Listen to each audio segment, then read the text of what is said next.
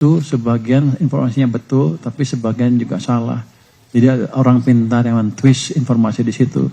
Jadi kelihatannya ada 2 pertanyaan dari saya, Pak.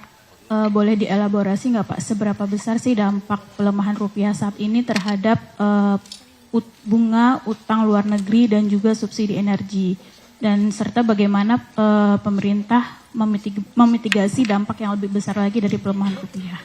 Nah, yang kedua, ini masih berkaitan dengan kabar yang kemarin ramai, Pak, mengenai Bapak dikabarkan mundur. Mungkin di forum ini bisa dipertegas, Pak, komitmen Bapak atau juga mungkin Kemenq untuk tetap hadir nih, Pak. Maksudnya nggak akan mundur begitu saja, tapi akan tetap hadir di tengah tekanan ekonomi yang sedang berlanjut. Itu saja, Pak. Terima kasih.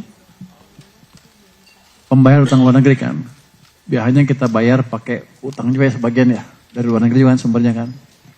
Jadi dolar ke dolarnya sama, natural hedge, nggak ada beban tambahan ke kita. Kecuali saya beli dolar untuk bayar utang itu. Tapi kan tahun ini kita terbitkan juga government bond global yang income-nya dolar. Harusnya disesuaikan dengan pembayaran utang, minimal udah nutupin kan. Pasti tertutup. Jadi dari sisi pembayaran bunga, pembayaran utang, faktor rupiah, dampaknya amat minim. Kalau dampak ke subsidi energi bagaimana, Pak? Subsidi energi kan udah kita hitung.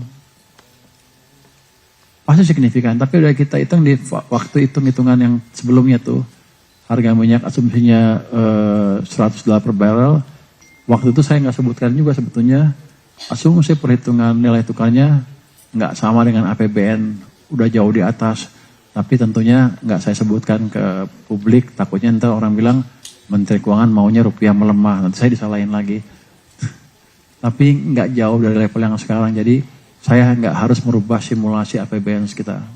Jadi yang saya umumkan waktu itu sudah memasukkan faktor-faktor itu.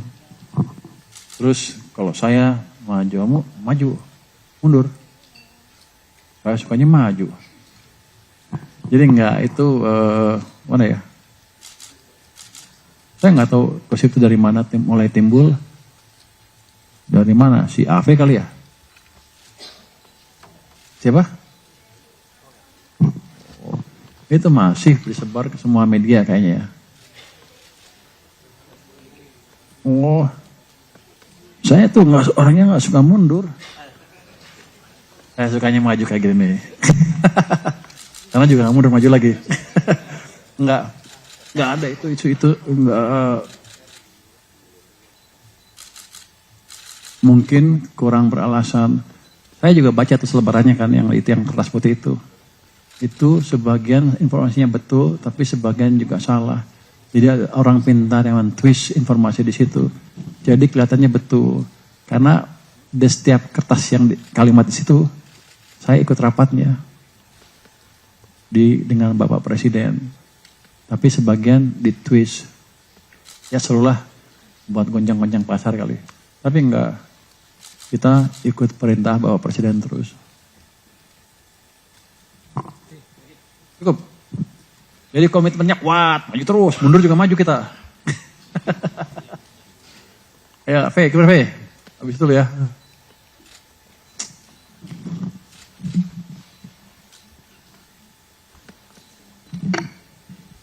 Selamat siang Pak, saya Ave dari Kumparan. Pertanyaan saya ada 2 Pak.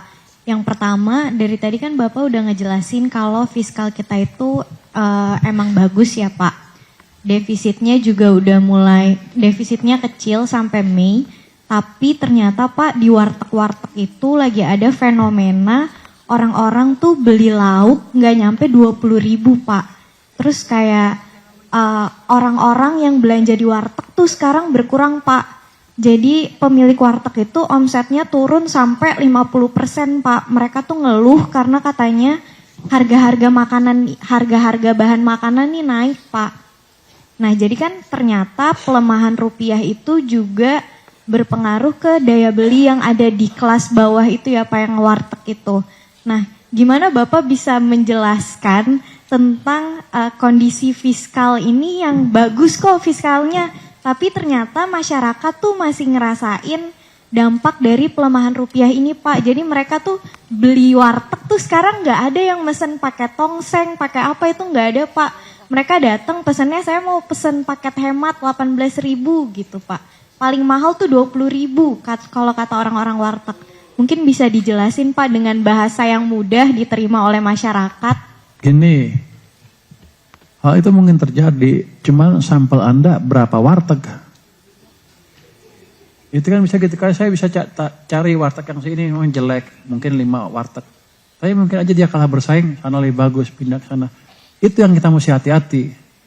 Saya sih akan investigasi betul nggak seperti itu. Saya baru dengar sekarang tuh, mungkin warteg tempat Anda aja kali, mungkin Anda yang berespasnya 20.000.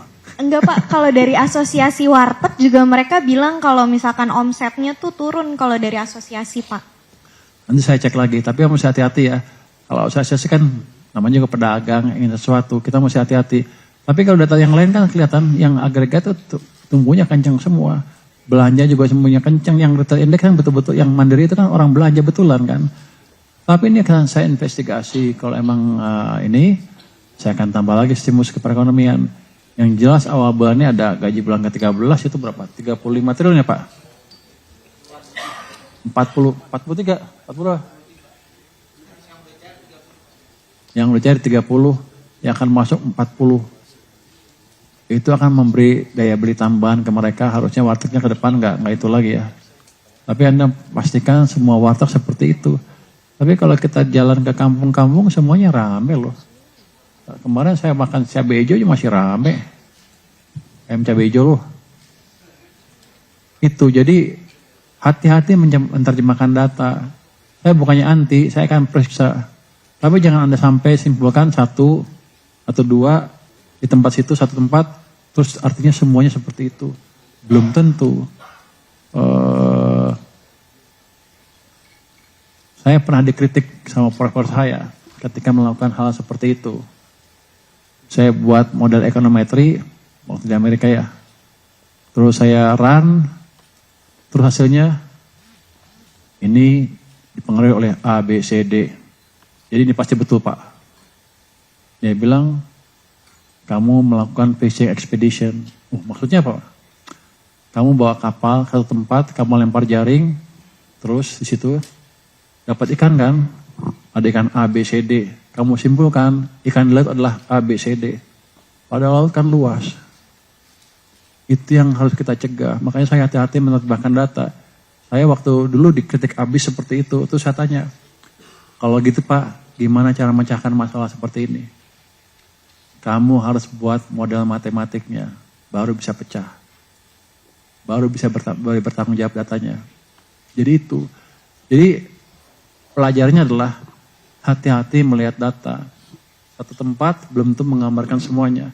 Makanya kita punya BPS, Badan Pusat Statistik, untuk menangkap data-data seperti itu sehingga melihat pertumbuhan ekonomi secara agregat atau secara lebih akurat.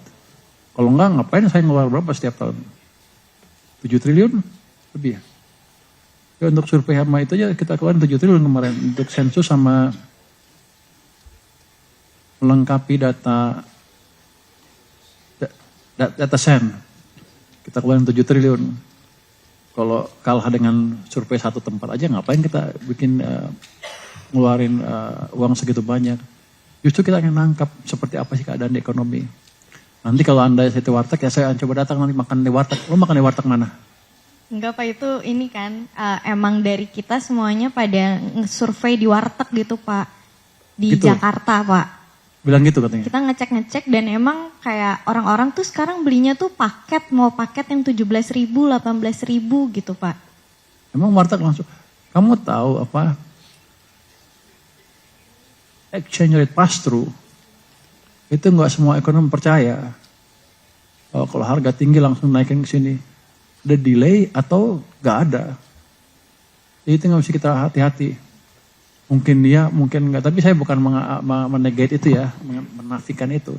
Kita akan pelajari. Terima kasih masukannya.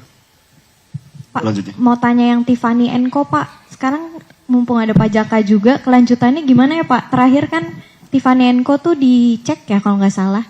Terus ya, sekarang kelanjutannya gimana? Silakan Pak Jaka.